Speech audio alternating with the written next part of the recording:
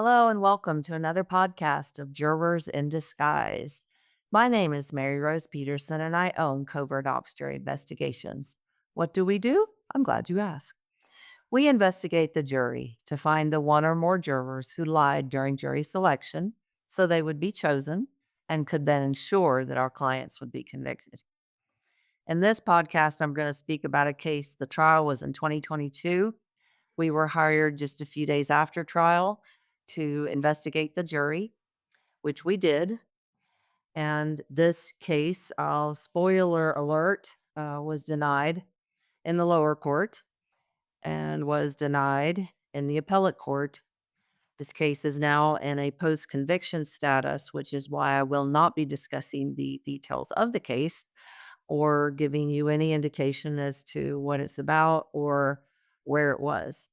What I am going to talk to you about, though, is the egregious juror misconduct that we found in this case and why I believe our client was worthy of a new trial. Certainly a juror interview, something. At the beginning of the voir dire, the judge in this case addressed the veneer and he said, quote, "This part of the case is known as voir dire. Voir dire is a French meaning to speak the truth. All of you have previously been sworn to truthfully answer all questions as prospective jurors in this case. A voir dire examination is for the purpose of determining if your decision in this case would in any way be influenced by opinions which you now hold or by some personal experience or special knowledge which you may have concerning the subject matter to be tried. The object is to obtain a jury, which will impartially try the issues of this case based solely upon the evidence presented in this courtroom and on the instructions on the law given by the court to you, and without being influenced by any bias, prejudice, or other factors. Please understand that this questioning is not for the purpose of prying into your affairs for personal reasons, but is only for the sole purpose of obtaining an impartial jury. If your truthful answer to any particular question might be embarrassing or uncomfortable, you may simply raise your hand and request that we discuss your answer privately up here at the bench with the attorneys. Okay, that's how the voir dire began. A little later in the proceeding, the assistant state attorney said to the veneer, quote, "I am the prosecutor in this case. We're here to pick the jury that's good for this case. All we ask is that you be truthful with all your answers.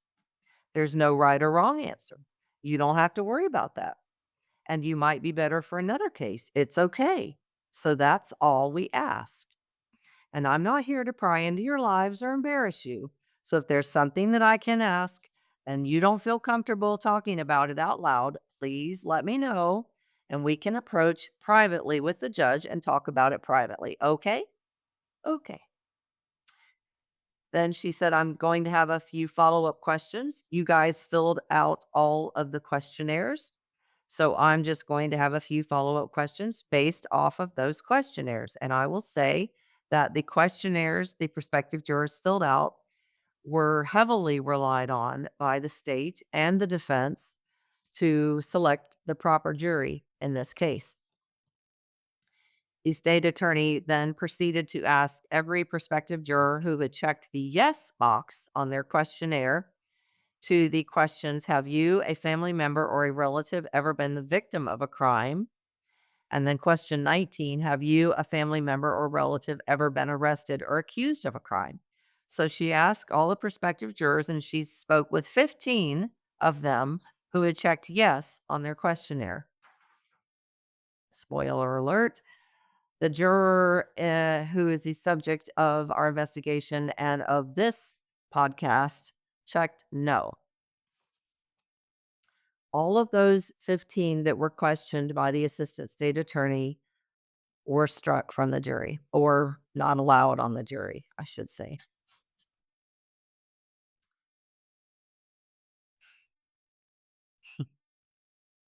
I'll just stop right here.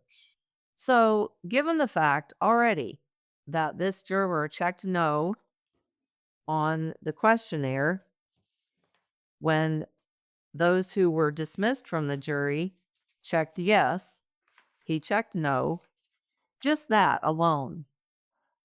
Do you suppose that it's possible that he would have been struck had he checked yes to those questions instead of no, and been able to have a dialogue with the state and the court and the defense explaining his answers? I think so, but we'll keep going. So the state attorney continued and said, along the same lines of the questions I asked, I kind of want to open it up because sometimes people will sit and think about it a little longer. Anyone been a victim of a crime that you think is important for us to know about that may impact your ability to listen and be impartial that we haven't talked about? I see no hands.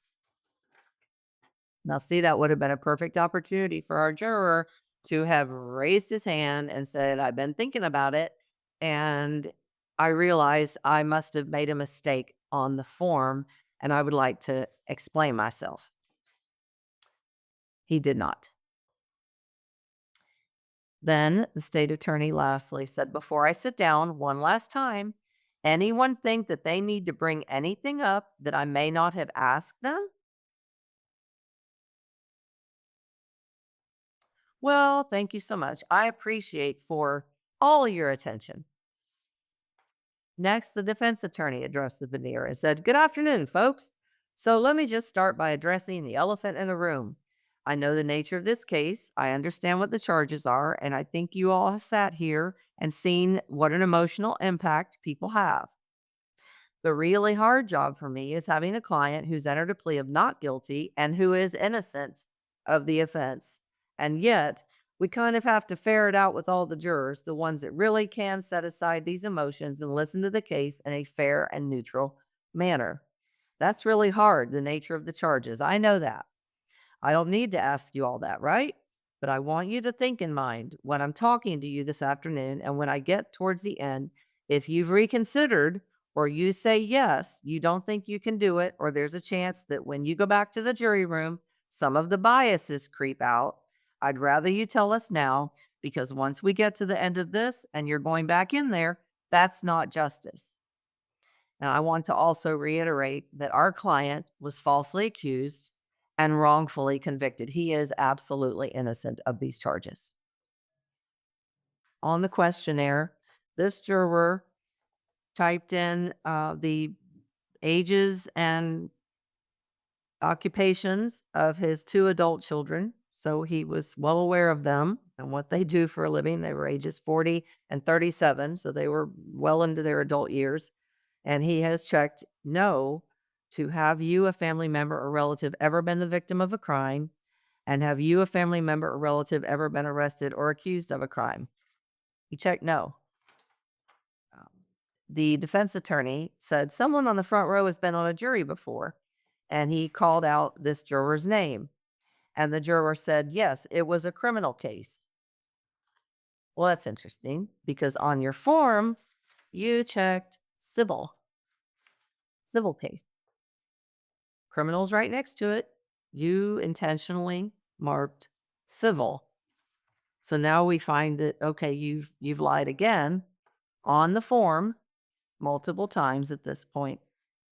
Hmm. Then the defense attorney said, I want to talk a little bit about just take a quick look at some of these questionnaires and go through a few things to make sure we don't miss anything. The questionnaires really help save us a lot of time learning a little bit about you. And again, everyone in that courtroom relied very heavily on the questionnaires and the answers that were given supposedly truthfully. And another thing that I also wanted to point out is right above the juror's signature, it says on the questionnaire, again, on the questionnaire, Section 837.06 of the Florida statutes makes it a misdemeanor of the second degree to knowingly make a false statement in writing with the intent to mislead a public servant in the performance of his official duty. I certify that I've answered all questions truthfully to the best of my knowledge and belief, and it is signed and dated by this juror.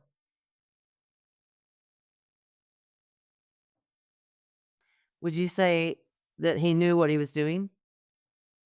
That's my opinion. Would you say that it was intentional? Again, my opinion. And the defense attorney said, "There's nothing wrong with that bias. That's your everyday experiences. It's what you bring into the courtroom. It's what you bring into the courtroom. There's nothing wrong with having biases against things or prejudices, not necessarily against people, but prejudice just against events. And I understand the issue is going to be, is any of that possibly going to seep into the deliberation process?" All right, so now you know the juror has lied on his form to multiple questions that would have gotten him struck from the jury.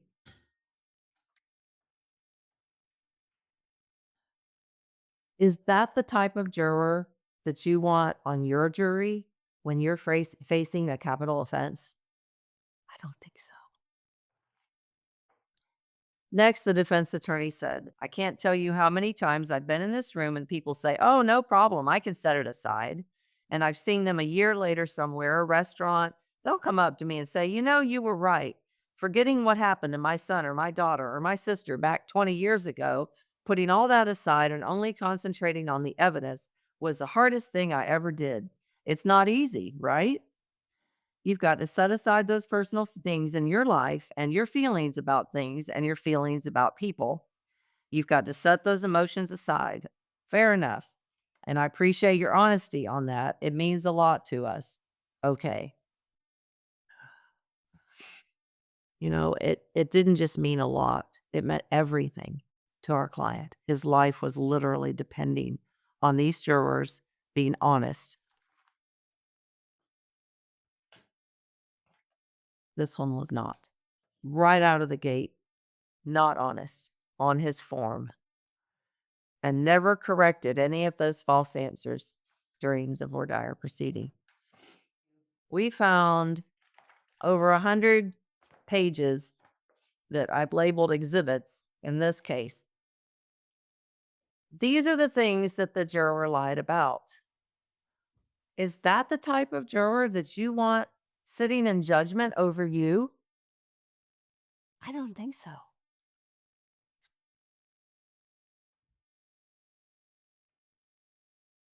No, no. Okay, that this juror had served in the military as a pilot both in the United Kingdom and the United States. This was not someone who makes mistakes on a form. I said this in court in 2023, and I say it again now. My late husband was an air weapons controller with the Air Force. He was the guy on the ground talking to the pilots to make sure that they didn't make any mistakes and cost not only maybe their lives or millions of dollars worth of equipment. So how do I know in my mind, in my heart, how do I know that this juror did not make a mistake on a form, that that was intentional? These are military people with the mindset that if they make a mistake on a form, people die. There was no mistake on this form, in my opinion. That was intentional. Why? I don't know, because the court denied the juror interview. We never got to talk to this juror, but I would like to, wouldn't you? Wouldn't you like to know why he lied on a form? During our investigation, we found that the juror had been previously married and that that wife had gone through a nasty divorce with her then husband. In fact, there was a petition for injunction filed by her against the husband, who then filed a counter petition. And it went back and forth for 4 years, with both sides alleging that the other violated the injunction, which led to a contempt order in which the juror's ex wife accused her then husband of violating the order by harassing her directly and indirectly. We also found another case with the juror's ex wife and her then husband. It was labeled battery, actual, intentional, touch, strike. So the juror's ex wife was arrested and ordered to have no contact with the victim, her ex husband. She was ordered to surrender all firearms to the sheriff's office and was required to enter the batterer's intervention program. Bond was set at $2,500. She was sentenced to 6 months of supervised probation and ordered to attend an anger management program. Maybe he didn't know. Maybe he really didn't know. Maybe that wasn't a lie on the form. Maybe he didn't know about that. Okay, I'll give him that. Again, would have been nice to have a juror interview so we could have asked him. Another piece of the puzzle that we found was that the juror had two sons. And when we started to research them, we found that the youngest son had multiple cases in 4 counties throughout Florida. He was charged with trespassing an occupied structure, grand theft property, criminal mischief, and violation of probation on one case. Another case was a violation of probation. Then driving while license suspended or revoked. 3 different times he was arrested for that. Forgery, possessing a driver's license with altered date of birth, and possession of drug paraphernalia. Another case was driving while license suspended as a habitual criminal felon. He had another violation of probation for driving while license suspended as a habitual criminal felon. And that I know the juror knew about because, well, there's the mugshot that we found. How do I know that the juror knew about that charge? Because the juror bailed his son out. There's his signature. He paid $2,500 and bailed him out on the driving while license suspended as a habitual felon. Another case was he gave a false name to law enforcement officer. Another case, violation of driver's license restrictions. Another case, possession of controlled substance, which was cocaine, was considered a criminal felony. How do I know that his father, the juror, knew about that? Ha! Well, I'm glad you asked. Because he bailed him out again. There's his name on his son's bail. $500. Bails him out. Another case, he violated the restrictions placed on his driver's license. That was a criminal traffic case. And then lastly, reckless driving, criminal traffic. Does he bail him out again? There's his signature, paid $100, bailed him out. So that's 3 times that the juror bailed one of his sons out of jail because of these charges. Yet, have you, a family member, or a relative ever been arrested or accused of a crime? No. Is that the kind of juror that you want on your jury, deciding your fate? I don't think so. But that's not all. We found that his eldest son in 2 counties in Florida had charges. One was driving while license suspended or revoked. Do you see a pattern here? And then another was misrepresentation age to obtain alcohol, possession of forged, stolen, counterfeit, fake driver's license in order to obtain alcohol, which was a criminal felony, and his license was suspended. Another case, driving while license suspended or revoked. So apparently these sons of this juror have absolutely no regard for the laws. They know that they shouldn't be driving. They know that they can get in more trouble for driving on a suspended license, and yet they continue to drive on a suspended license. Then he has another case, possession of cannabis and also use and possession of drug paraphernalia. And then in Alachua County, a fraud, insufficient funds check to obtain goods and services. These are, as I like to call, crimes of dishonesty, fraud, scheming, intentionally thumbing your nose at law enforcement, saying, you know what? Laws for thee, not for me. That's the juror's 2 sons who were adults, ages 37 and 40 at the time of our client's trial. Is this the kind of juror that you would want sitting on your jury? No. But it gets even better. his former brother-in-law. We found in one, two, three different counties in Florida.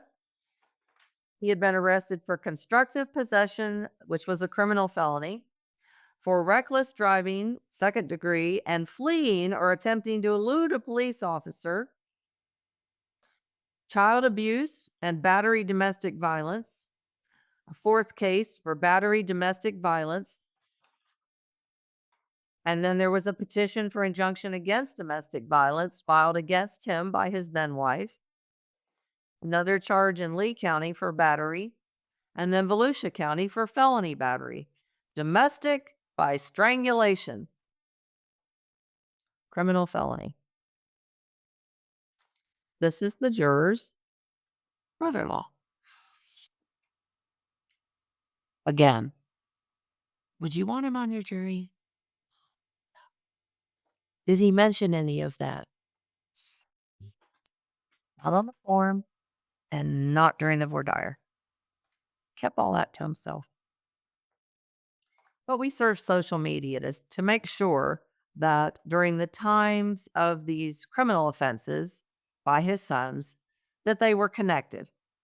Not only because he bailed them out, but we wanted to see if there was any sort of pictures and connections we could find. And the Facebook pages revealed that they have continued to be connected through the years, as well as with his ex-wife and her brother. All of those that I just mentioned, the juror has stayed connected with them. So to say that he didn't know would be a stretch. Is this the kind of juror that you would want on your jury? I don't think so.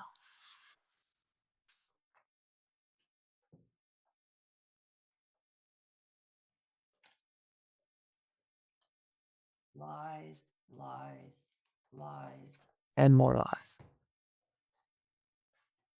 And yet, when that was presented to the court,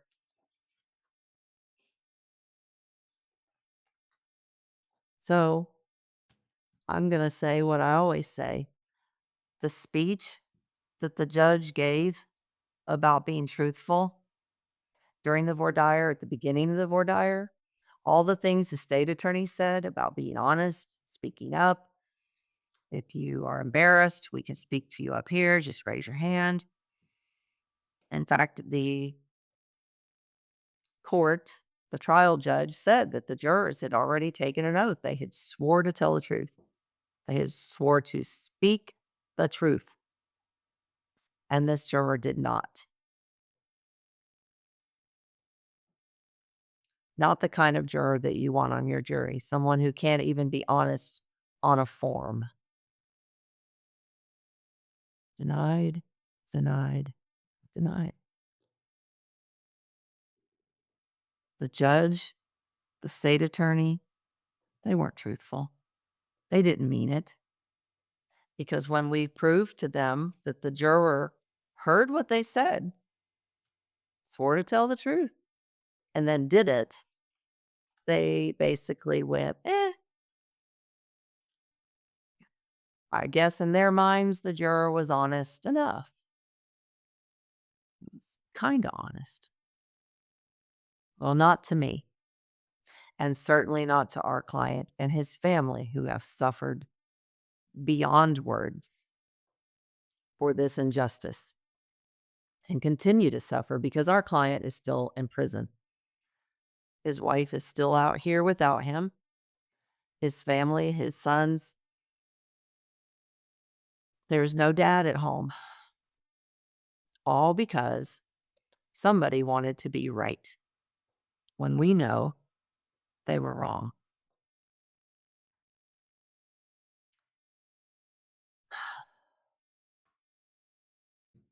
Thank you for watching. Thank you for listening.